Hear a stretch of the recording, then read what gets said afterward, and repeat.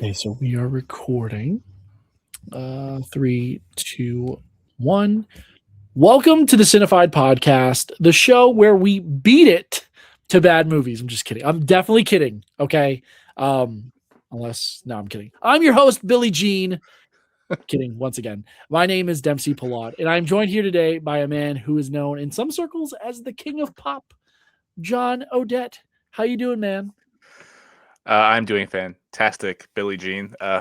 What a wonderful intro. Oh man, I know. I King was of Pop. Wow. Uh, I wrote the it and king I of was like, something, but yeah. that ain't Uh, it, man. all right, now for our listeners, in case you couldn't tell by the terrible puns, we're going to be talking today about the real-time pop culture phenomenon known as Michael, and it's the biopic about the real king of pop, Michael Jackson. I don't think we need to read the synopsis because if you've been on the internet or read any kind of book or watched any sort of television over the last, 20 years. I mean, the man's been dead for nearly 20 years, but if you know anything about anything, you probably know a little something about Michael Jackson. Mm-hmm. John is joining me today because he actually wrote the review on our website, cinefied.com, for the film. Here's a little snippet of it that I will give to you guys before we dive into the movie.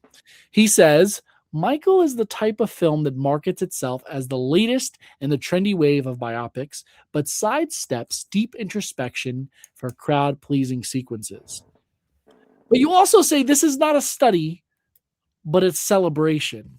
Mm-hmm. So that's what I want to start a discussion here today, picking that apart. Yep. It didn't sound, at first, I thought it sounded like you didn't really like it, but that last part leads me to believe that maybe you were tapping your toes. You did a little bit of moonwalking in the theater. Talk to me about what is your rating for people who may not have read your full review, or just talk to me about your general response to the movie. So yeah, of course. So I'll start with the rating first. So here on Cinefied, we have a three-tier rating system. The lowest being a mistake, which is a spilled popcorn bucket. A half-filled popcorn bucket, which is the second tier. That's a maybe, and then a full popcorn bucket. That's a must-see. That is go out, spend your money at the theater. Like that's the highest rating Cinefied writers and reviewers can give a film. My rating for Michael was a maybe, but there is some nuance and some context that accompanies that maybe score. To go to your second part of your question, in the theater experience I had with Michael, it was a crowd pleasing experience all the way, end to end. The other folks in the theater with me were having a great time. They were vibing off the film, and that's kind of my point with Michael as a film. Is it is not a study of Michael Jackson. It's not a deep dive into his psyche and into his genius, into the pop cultural and into the zeitgeist of who Michael Jackson was and how he left his mark on the pop culture scene and on the world. Um, it was a celebration. It was look from 1968, the inception of the Jackson Five, at the hands of a very domineering father figure of Joe Jackson, played in this film by Coleman Domingo, and all the way 20 years into the future, um, when he is essentially at the height of his powers, Michael Jackson is during the tour of his Bad album. And for someone like me who was born in the 80s and grew up in the 90s, like I grew up with Michael Jackson's music. Like that was a big footprint of my childhood, was watching his music videos, listening to his songs. It's ubiquitous, like the Michael Jackson effect.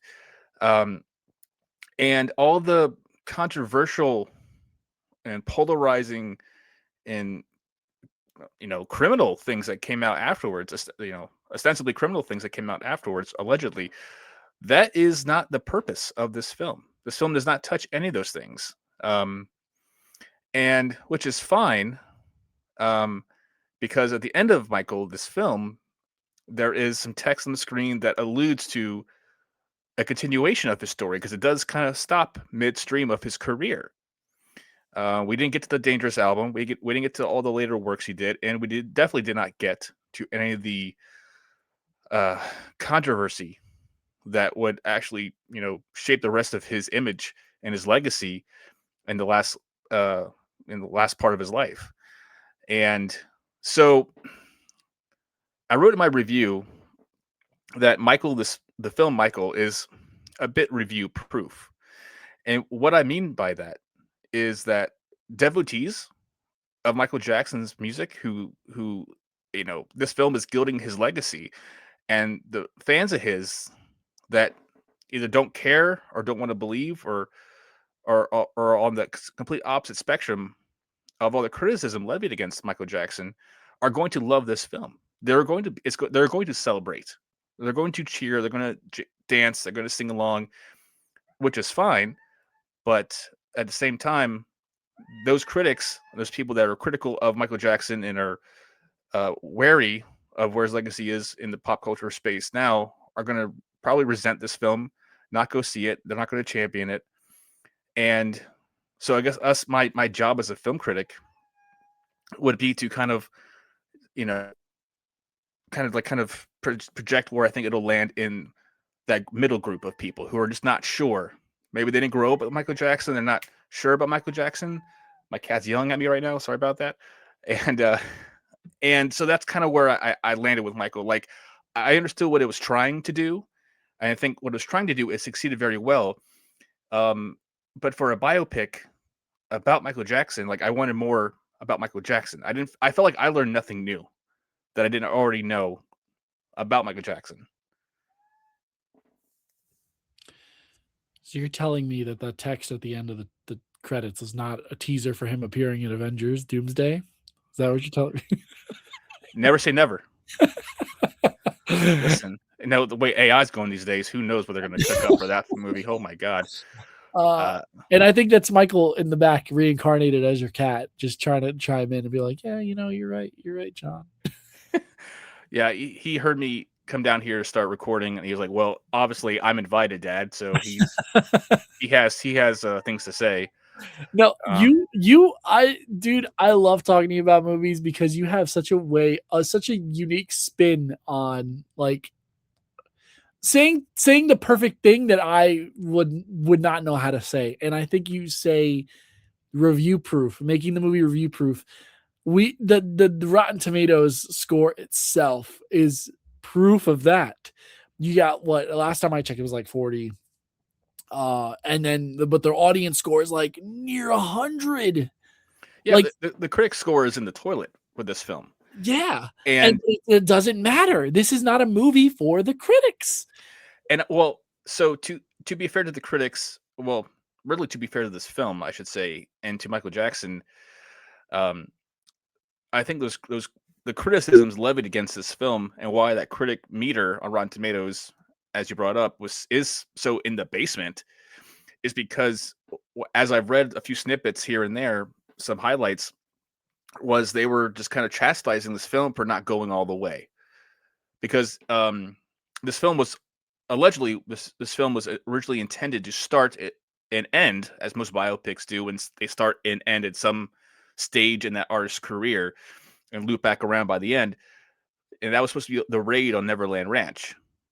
Yes, that's from what I've read. Somebody who read the original script, a very prominent Hollywood insider, said that was how the movie, and that he was going to be strip searched, and it was like a much darker film. And then I don't know if we don't have to talk into like the editorializing of it, but that all the stuff that's come out today indicates that was very much what the film looked like before the estate swooped in. Sure, but I do bring that up only because the criticism against this film, that it sanitizes his history and everything. Like, sure, I can see the argument for that. You can make an argument for that, but also there are some legal roadblocks that prevented the Jackson estate and the filmmakers from going all the way and giving an honest report, an objective report of those events, because just there are some legal statutes, or not statutes, but roadblocks that just are in the way to protect the identity of some of those victims or alleged victims. I'm not here to defend or attack Michael Jackson. I don't care about that. I care about, does this film work?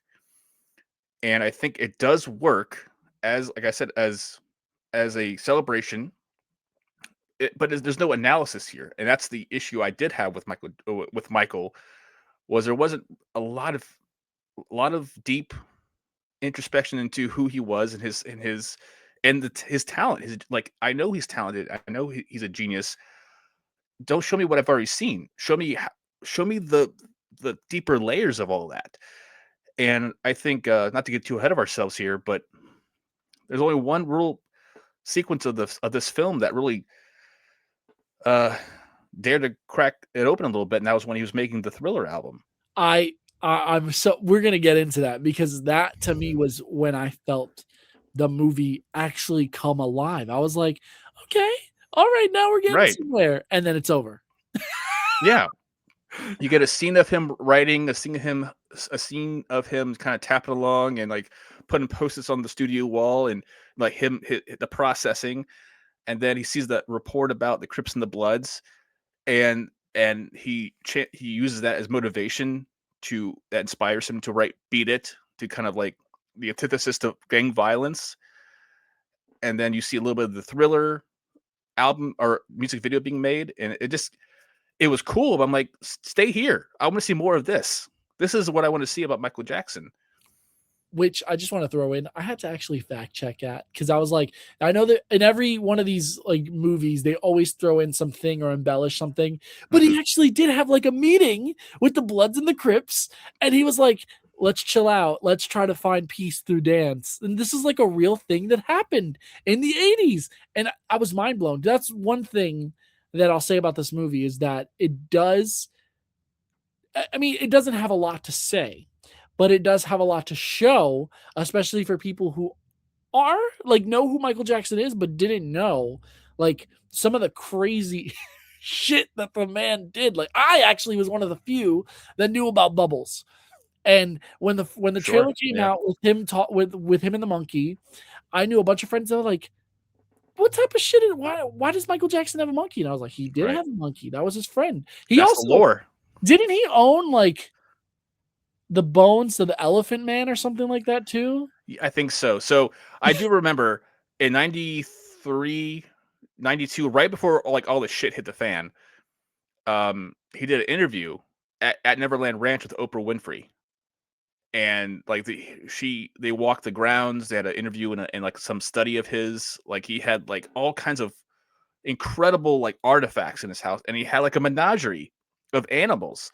He was a collector. And I think another aspect of the film that I didn't really put this in my review when I should have, but another aspect of this film that I wish they explored more, and they started to, they kind of eked out a little bit of this, was, you know, when you had the scenes with the young Michael, Giuliano Vivaldi or whatever his name, I forget his name, the young guy who plays young Michael from the Jackson 5, he's reading the books about Peter Pan, and he's caring about animals, and like you see like this inception of kindness and gentleness he wants to give to the world, and then you know, as this film does, speed runs throughout some high marks of his career.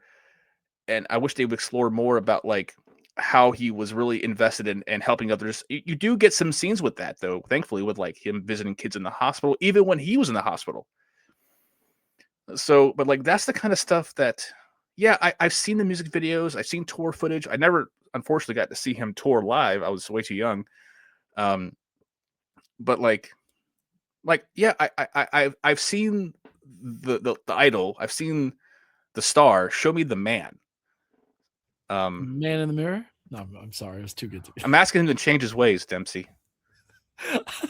Hey, don't fuck with me with Michael Jackson, bro. I know that. I know my Michael Jackson shit. Liberian girl, say something. Say something.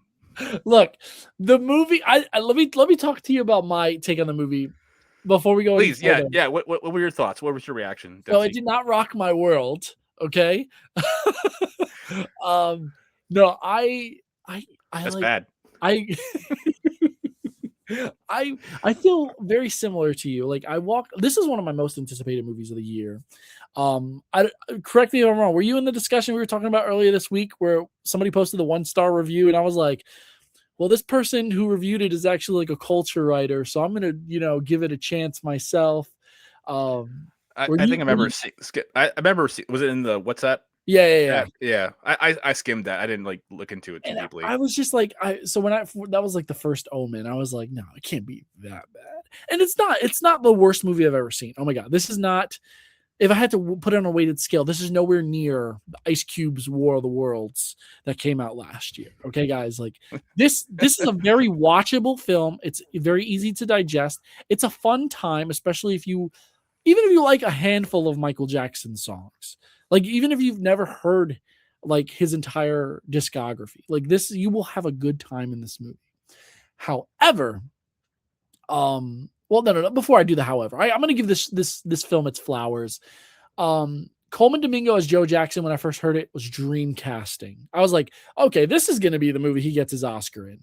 No, this is going to be the movie that he looks like a human version of Scar from The Lion King, in like the worst way possible. But that's not to say the prosthetics are bad, right? Like, you can't really judge the music on this, as you said. The music's review proof because it's music that's already existed and is broken records, and people like it.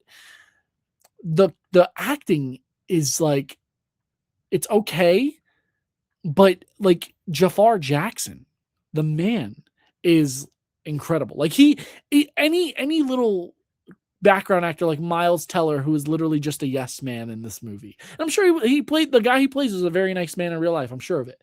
But any awful missteps in the casting are made up for by Jafar Jackson. This man is a star. To think that he wanted to be a tennis player, a tennis pro before this movie, and he stepped up and went on to play his dad. He not only does he look like him, like the resemblance is uncanny, but the voice, the demeanor, the dance moves. Oh, I got chills when that Thriller sequence came out. I like forgot I was watching a movie for a very brief second. I was like, oh my God, like this guy is amazing. And I really would love to see what he does next. I hope he's not a one and done or a two and done if they do a sequel. But yeah, no, that's where this movie really shined for me. I think Jafar Jackson really earned his stripes. However, okay, Jafar Jackson is like the highest point in this movie. The story is like, I need you to follow me on this analogy I'm about to make, okay? This movie reminded me of Star Wars Revenge of the Sith.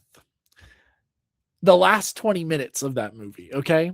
Keep going. They are where they are literally putting all the people, all the characters in the spots. Like basically they're setting them up for where they're going to be at the beginning of Star Wars, the original Star Wars. Right. What I mean by that is that this movie, we know where everybody's at, right? We know how everybody has lived their life, who died, who got plastic surgery, who, you know, like Janet Jackson's not in the picture. But this movie is basically like the last 20 minutes of Revenge of the Sith, where it's the whole entire movie is explaining why those things happened consistently. And I'll go back to the plastic surgery reference. LaToya, after Michael Jackson gets his first nose job, she's like, oh, I think I should get a nose job. Right. The first time he goes to get a nose job, or is it the first time he gets a nose job? Well, he goes to the doctor's office and they're like, oh, how's the skin? How's that skin condition? And he's like, oh, it's okay. And then the camera pans down and you see like a giant white strip on his arm. Like there are so many little things. When he's a kid, he's reading, not only is he reading Peter Pan, he's reading The Wizard of Oz. Like this movie is spoon feeding you Michael Jackson's lore, and it's doing it in such a way that I felt it for some diehard Michael Jackson fans are going to be like, oh, that's so cool. But people who I feel like are a little bit more on the intelligent side are going to be like, okay, really? There's no way that actually happened.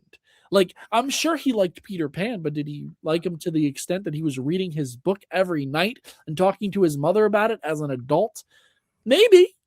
But that was my issue with this movie. Like, and I'll take it a step further. It's on top of there not really being any conflict. Like, yes, his dad beat his ass, but I mean, he beat all of their asses. Yeah. It's like I feel like milking that conflict was weird because it felt like he would go years forgetting about it, especially even after he fired his dad. Mm-hmm. And then all of a sudden his dad would be back in the picture, be like, yep, Mike is going to go on tour. Yep. Whether I say it or, it was like only a convenient, it was a conflict only when the movie needed a conflict. And which was, maybe like, I think Coleman Domingo's in this movie for like 30 minutes at most. Mm-hmm. So take with that what you will. I mean, what do you have to say about what I said? Do you agree? Do you disagree? Yeah, I agree. I agree. It's interesting how you landed that plane with the whole Revenge of the Sith analogy. Wasn't sure I was gonna be able to do it, but I'm glad you got it. But yeah, you're right. It kind of positions everyone to be where they ought to be at this time, or when the movie ends. Because he splits off from his family, does his own thing, and his dad keeps roping him back in. And you're right. That is the only conflict of sorts. Is getting out from Coleman Domingo's wrath, and I said this in my review too. Like, I love Coleman Domingo. Like, he's a fantastic actor, but he was spinning the wheels in his performance the whole time. It was the same thing. It was like, it was guilt trip, I'm gonna beat your ass. Guilt trip, I'm gonna beat your ass. And then his mom. I wish there was more development with the mom. Like, yeah, they watched cute black and white movies together and cartoons together, and they had ice cream. I agree. Nia Which was Long is great. really good, but like she's underused. So like a sidekick almost, right? Yeah. And again, it was just like you're not. It wasn't showing me anything I didn't already know, and I had to give the movie. I had to take that with a grain of salt, because my experience, my knowledge of Michael Jackson is not going to be shared by my level of education on Michael Jackson's lore is not shared by every audience member. Some people might not even know really who Michael Jackson is, or just heard of one or two of his songs. And so I understand, from the commerce side of things, you want to have the Jackson 5 music, the Thriller music, some of the Bad era music, so you can have a huge catalog to throw at the audience. And that's why I say, because there's no real conflict, there's no real scene of consequence in this film. And that's why I wrote in the very beginning, this is not a study, it's a celebration. And again, and I echo what you said, Dempsey. It is a digestible film. I could put this on casually again and just be like, yeah, that was fun. But I'm not gonna sink as low as to say it was like an expanded music video, because that's a cheap shot. But I feel like I've seen it all before, all the same. And but I will also agree that Jafar Jackson was incredible. Yeah, his looks, his demeanor, his poise, everything he presented, it was a true solid representation of his uncle. And I actually liked how, and I wrote this in my review as well, that when you see him transition, when it goes to right before he puts out Off the Wall, when it cuts from young Michael to adult Michael, all the way to the end, to the Bad era, you see his progression. And this is his acting debut, Jafar Jackson's acting debut. You see him kind of being a shy little, even though he's a front man of the Jackson 5, he's got great stage presence, but he still lacks some self-confidence. That's why he has his confidant Bill with him, kind of rendering advice when it's being asked for. And as he progresses through his career, he gets more confident. And I think that was a good kind of arc. But I don't know. It just kind of feels like, give me more. I wish there was more here. It's just wave tops. There's no meat and potatoes. This is I don't think I've ever said this for any movie, but I feel like this is a movie that would have kind of benefited from some exposition, because it's so showy. We're seeing, Michael is getting plastic surgery, he's becoming a little bit more confident, he's struggling to say the things that he wants to say, especially to his dad. But I think even if you weren't going to address the allegations, which this movie doesn't, as we spoke about, talking about give me a scene where, whether or not it happened in real life, where he finally does stand up to his dad. He's like, you took me away from my childhood so much that I need to go to the toy store, that I still need to play game, or have that conversation with like your brothers, be like, we never played games as a kid. Let's play Mhm. Twister, stuff like that. Like, I feel like even little things like that would have d- made up for the fact that maybe, okay, we're not going to address the allegations, but you know what? I think I understand a little bit more why Michael was the way he was. Maybe he who knows what happened with those kids, but it makes a little bit more sense why he was always hanging out with kids, why he built a community for children, and it sounds weird me saying that a lot, but I hope you understand my point. We're just like, Yeah. I feel like that there are moments in this movie that should be explained a little better. And I think the movie kind of, obviously, I think the filmmakers knew that, but they much rather rely on the safety net of being like, oh no, it's Michael Jackson. They'll be fine. They'll be Yeah. entertained. And that's the thing, like, and I think exploring that Arrested Development piece is critical because that would be a good springboard into, part two, whatever part two is going to look like. It's like, yeah, because at his home that he built for himself, Neverland Ranch, he had hospital beds for children in there, and he had a theater and a stage. Like he just carved out this whole like safe place for children to come and feel safe and feel good. All the things that came out after that, I'm not going to speak on. I don't know. I wasn't there, and that's not why I'm here today. But the point is, like, yeah, they do hint at little scenes that I think, to your point, would have benefited with some more exposition, some more dialogue to kind of like hint at, like, yeah, it, it's a fine line this film walks between not dumbing down itself for the audience, but also like also understanding that maybe not everyone understands how Michael Jackson got from here to here to here. And you can show us all day, and that's what they've done.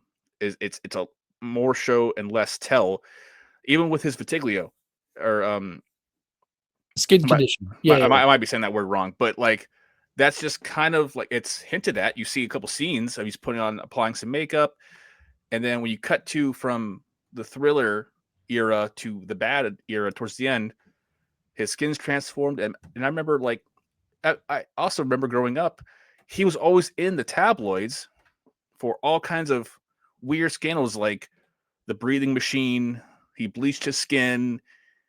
He got 20 nose jobs. Whatever. And they kind of just tiptoe around those things. And so I was like, what is this film trying to tell me about Michael Jackson? Other than other than he was a really gifted artist, like I got that, but there's so much mystery still about it. And I think they could have developed so much more. And I will say this about the film. There is one section of his life that kind of fascinated me, and I'm assuming it's true because the estate had such a heavy hand in making this movie. But like, I always wondered growing up why the hell his music videos were movies, why they were all freaking short films. I think you can fact check me out there, but I know Martin Scorsese directed the music video for Bad, and that one's like almost 20 Correct. minutes long. And I always wondered that. Thriller's like what, 13, 14 minutes. Mm-hmm. He did like I remember they used to play on VH1 all the time, and not to date myself, Ghosts. It was like a music video where he plays all these different characters. It's like an hour long or whatever. And I always wondered, I said, I thought this guy only did music. And in this movie, it's arguably exposition, but it's also like a throwaway line where he's talking about like Charlie Chaplin. He's like, oh, I always liked his movies. And I want to make my music videos into movies. Mm-hmm. And to go into talking about Thriller. And I think that's kind of that part of what sells that sequence, which is unfortunately whittled down to here, is not just remaking that part in the Thriller music video, but also stopping. The music is still playing. He's like, okay, can we try this? Let's try this.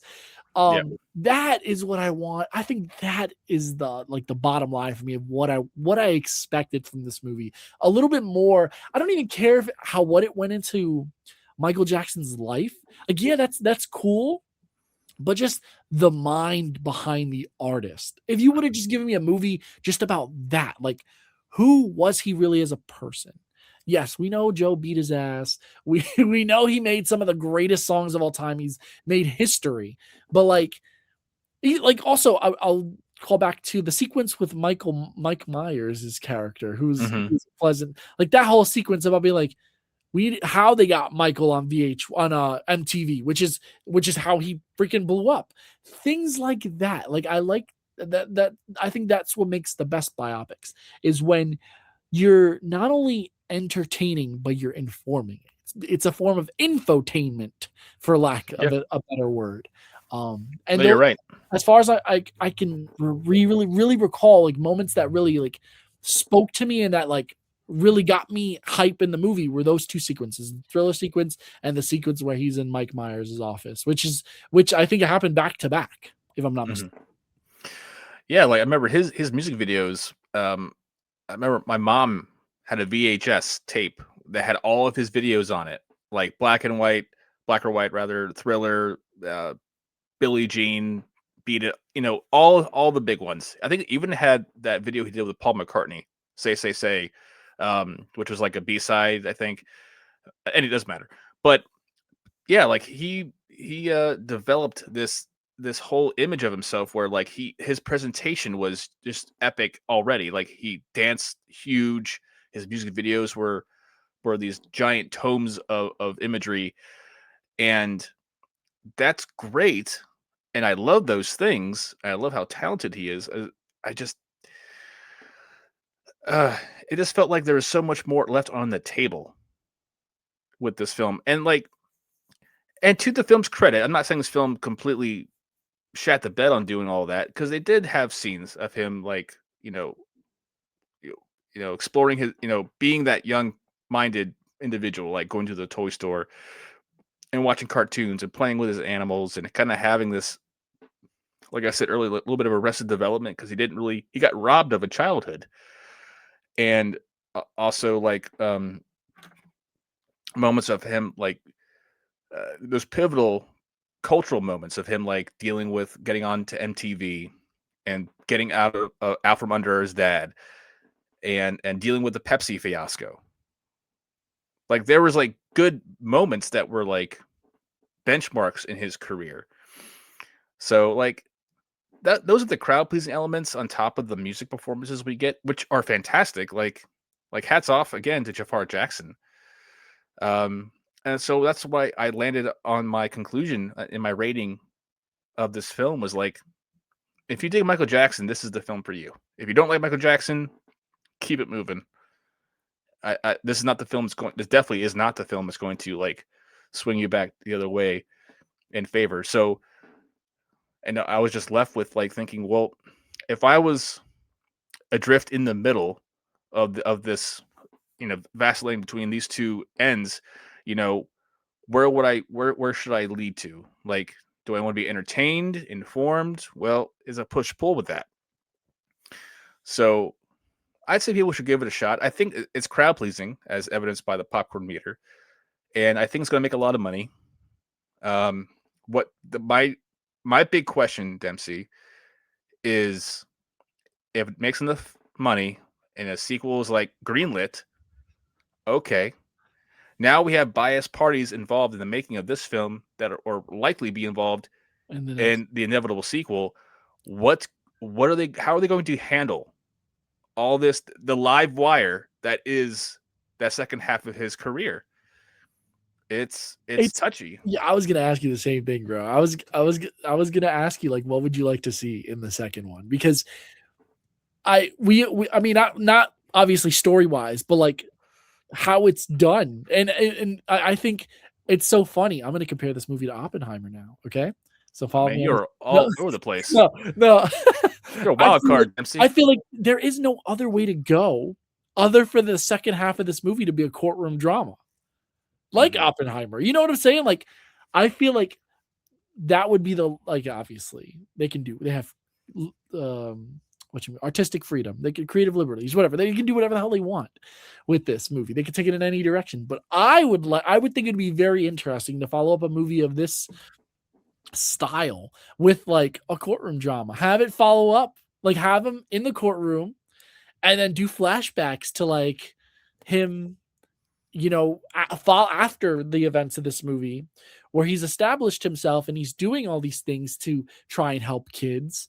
But you at the while we see it through the lens of him honestly trying to like help people, or like what his estate believes would be the best version of that for the audience, and then show why it was, have the prosecutors reveal why it looks so bad through their lens, through an arguably normal lens. That's what I would like to see. It's definitely not going to be like that, but I don't know. The Oppenheimer approach could work. What about you? I was thinking about this too. It's like it's so weird because like the Michael Part 2, whatever that looks like, it cannot be this film all over again. It just can't be. So Yeah, you've burned through that kind of goodwill already. Like you can only beat the same dead horse. And because once. Right? and Michael, the film here is like it's the highlight reel of his heyday, and that's great. And like that's the celebration. And I think argumentation is the next step because it's a divisive topic about his allegations, the courtroom stuff, the fall from grace, the tarnishing of a legacy, fallen idol, all that kind of conversation is going to have to take place. It's going to have to be scrutinized, and because he went from king of pop, untouchable, made out of gold, or he had the Midas touch, to pariah for many people, and like I'm not going to say oddity per se, but like he became like this weird public figure that like really set himself apart from the public by doing those outrageous things in public and becoming like a shadow of his former glory. And then that has to conclude with his passing, unfortunately, because that's the end of the story. And then you would probably want to circle back to how we got to Michael the film now.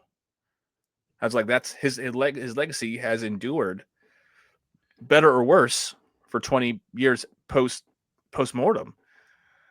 And that just to signify, like, yes, he was a complicated, controversial figure, but his indelible mark on the planet cannot be denied, good or bad or indifferent. That's where I would suspect it should go. Will it go that way? I'm not the filmmaker, so I don't. I have shit for brains for all intents and purposes. So, like, I think it's so funny that you pointed out, what the hell are they going to name this movie? Michael 2? Michael is back, or like I thought it would have been so interesting if it would have been like a 2-part movie, right? Which I always kind of had a feeling it was going to be. I remember they said it was initially planned to be that way.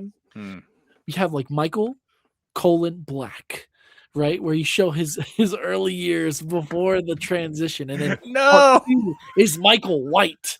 Okay. No, that's a joke. That is a joke. That is absolutely a joke. Oh, I'm thinking that the second one's they're gonna go the Wicked route for the second one. It's gonna be like Michael for good. Michael for good. No, I think it's gonna be Michael : A Man in the Mirror. I'm calling it. Actually, I'm calling it right now. That is gonna be the title. Man in the Mirror. I'm looking at the right. I was telling my wife, it's a marketable title, right? I was telling my wife, right? I was like, because we went to go see this movie together. I was like, what do you think the song in the credits is going to be? Because they have like the whole entire catalog to do it, and I think it ends on Bad, right? That's the last performance, like on screen, and that's... Oh no, it's like a musical version of Pretty Young Thing, right, or something. I feel like it's like an instrumental version of like one of his Thriller songs, if I'm not mistaken. I don't remember. Because I remember they played Human Nature, and then they played Bad, and then that was the end. Because the last 20 minutes is just like a concert. It is a concert movie, yeah. But no, she said that The Man in the Mirror made the most sense, and I said no. I think he's probably going to do like You Are Not Alone, and we were obviously both wrong because the movie only goes to 1988. Yeah, yeah, man, that's pretty funny. I can't imagine. I know that they're definitely going to make a sequel. Like they would not have that text in the credits, but to see how they do it, what they're going to call it, I'm very interested. I want to see how much money this damn movie makes. I agree. I think it's going to be, a lot of people are saying it's tracking to make a lot of money in America, but they forget that he was an international superstar. Yeah. And I'm willing to bet that a lot of the international audiences don't give a crap about The all allegations. now. What I had this discussion with someone about this movie. I was like, dude, America, obviously, it's hard to get anything past anyone with TMZ, Daily Beast, all these. But in all these countries where they censor the media hardcore, do you even think any of those stories about allegations even made it over there?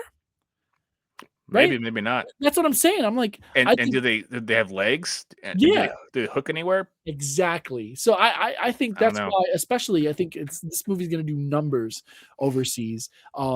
We talked about a lot in this episode. I does not sound at all like your mind has changed about this movie.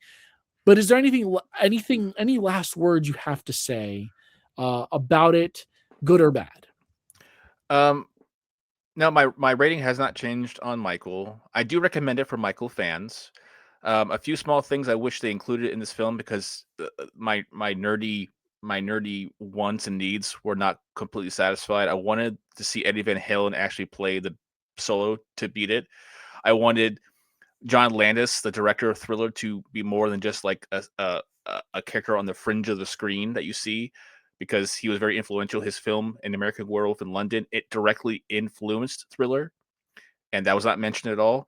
And I wish they had something about Smooth Criminal in there, uh, because that's my favorite music video of his, one of my favorite songs of his. So like, I'm just bemoaning the things I did not get, but this film did give me a lot all the same. So I definitely think for strong fans of Michael Jackson, they're gonna have a great time with this film. They're going to be jumping in their seats at a few certain scenes.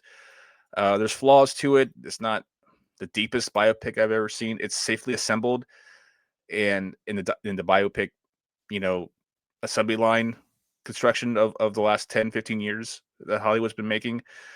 So you kind of know what you're getting, which is kind of like this film's biggest flaw. Is like I knew I knew what this film was going to give me before I sat down, and it was what they gave me was fine, but I wanted some more.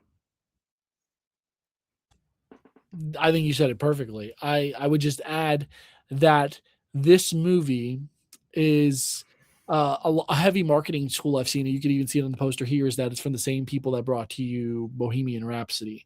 Mm-hmm. Bohemian Rhapsody, I could barely get through. Yes, Rami Malek's performance is great, but that movie was like so chopped with the way it was edited, and it felt honestly at times like I was watching a spoof. This does not feel like a spoof at all, and I cannot downplay Jafar Jackson at all in this movie. Like, he is the real deal, and I think the fact that he is literally related to Michael, he Mm-hmm. took that to heart, and he took it to the next level, and he really gives it his all. Like, you really feel him. It's been a long time since I saw a person playing a real life person actually like channeling Mm-hmm. their hopes, their dreams, their ambition, their like true spirit. And it like I said, it gave me chills. I give it a thumbs up. Whether you like Michael or you hate Michael, it is absolutely entertaining, and it is just very intriguing to see this part of his life told through this lens. And yeah, obviously there are some issues. It's not a perfect movie, but it's definitely something that I think everybody should see once. Is that fair? Yeah, to your point, my last note on this is that yes, this is a by the numbers biopic, a lot like Bohemian Rhapsody. It's choppy, it's by the numbers, it's you know, constructed in a factory almost. But the one thing that breaks containment is Jafar Jackson's performance. So on that note, I would recommend this film to people. Yeah, Jafar, dude, I cannot wait to see what you do next. It's like, what, even if it's just like if you decide to go to like the music industry side of things, because I think he did try at some point. I think I saw that in an interview. But man, this guy has got it. Like, it's very rare that you see somebody who is not naturally an actor act, and you're like, they got the sauce, they got it. And this guy has it. He's got the juice now. He's got the juice now. Maybe he can play Tupac now. No, I'm kidding. Definitely kidding. My jokes have been pushing the boundaries this entire episode. Connor, I'm sorry if this episode gets banned in some parts of the world. But no, John, if you have nothing else to say, I certainly have nothing else to say. So all set here, man. All set. I will end the episode by saying thank you all to listening to the Cinefied Podcast. You can find more of our episodes as well as all of our written reviews, John's review of the film, my last review for what was the last movie I reviewed on the site? Waste Man, which is a good movie. David Johnson and Tom Blythe. Definitely highly recommend you check it out. But if you do not follow us on any of our social medias, I ask you to go check it out. You can check us out on Twitter, Instagram, Letterboxd, everything. And stay up to date with all of our reviews. Please subscribe to us on YouTube if you aren't already for our weekly podcast series. If you want to listen to more episodes like this. Now, go ahead, people. Pop some popcorn, grab a drink, and remember to stay cinefied. Take care. Cheers. Cheers. Okay. That was good. I think I ended.